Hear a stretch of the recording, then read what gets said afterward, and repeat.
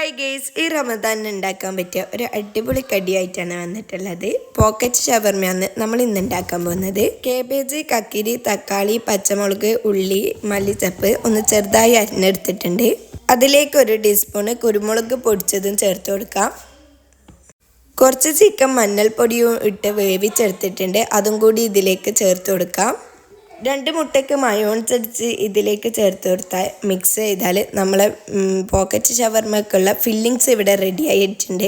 ഇനി നമുക്ക് ബ്രെഡ് റെഡിയാക്കി എടുക്കാം. അതിനായിട്ട് ആവി പാത്രം അടുപ്പത്ത് വെച്ചിട്ടുണ്ട്. ഒന്ന് ചൂടാകുമ്പോൾ അതിലേക്ക് ബ്രെഡ് വെച്ച് കൊടുക്കാം. ഒന്ന് മറിച്ചിട്ട് കൊടുത്ത് ബ്രെഡ് ആവി പിടിപ്പിക്കുക. അതിനുശേഷം എല്ലാ ബ്രെഡും ഇതേപോലെ ചെയ്തെടുക്കുക.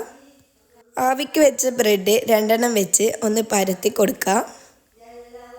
ഇനി അത് വട്ട ഷേപ്പിൽ മുറിച്ചെടുക്കാൻ വേണ്ടിയിട്ട് ഒരു മൂടി വെച്ചിട്ട് പ്രസ് ചെയ്ത് കൊടുക്കുക. ഇങ്ങനെ നമ്മൾ എല്ലാ ബ്രെഡിനും ചെയ്തെടുക്കുക. മൈദ കലക്കി വെച്ചിട്ടുണ്ട്. അതിലേക്ക് മുക്കിയെടുത്തതിന് ശേഷം 2 ബ്രെഡ് പൊടിച്ച് അതിലേക്കും കൂടി മുക്കി കൊടുക്കുന്നുണ്ട്. ബ്രെഡിന് നല്ല പോലെ ബ്രെഡ് പൗഡറിൽ മുക്കിയെടുത്തിട്ടുണ്ട്. ഇനി ഒരു ചട്ടിയിൽ ഓയിൽ ഒഴിച്ച് കൊടുത്ത് അത് കായുമ്പോൾ അതിലേക്ക് ഈ ബ്രെഡ് ഇട്ട് കൊടുക്കാം. ബ്രെഡിൻ്റെ കാപ്പി കളറൊക്കെ മാറി ഒന്ന് ചുവന്ന കളറായി വരുമ്പോൾ നമുക്ക് ബ്രെഡ് കോരി മാറ്റി വെക്കാം. ബ്രെഡിൻ്റെ കളറ് മാറുന്ന പോലെ തന്നെ ബ്രെഡ് പൊന്തി വരും. അങ്ങനെ നമ്മളിതാ എല്ലാ ബ്രെഡും പൊരിച്ചെടുത്തിട്ടുണ്ട്. ഇനി നമുക്ക് ബ്രെഡിൻ്റെ നടുഭാഗത്തോടെ മുറിച്ച് കൊടുക്കാം.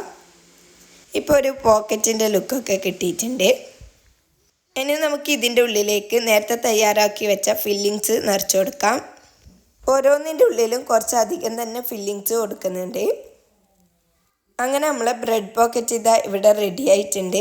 കാണുന്നത് പോലെ തന്നെ കഴിക്കാനും അടിപൊളി ടേസ്റ്റുള്ള ഒരു സാധനം തന്നെയാണ്. അപ്പോൾ എല്ലാവരും ട്രൈ ചെയ്ത് നോക്കി. ഇന്നത്തെ വീഡിയോ ഇത്രയേ ഉള്ളൂ.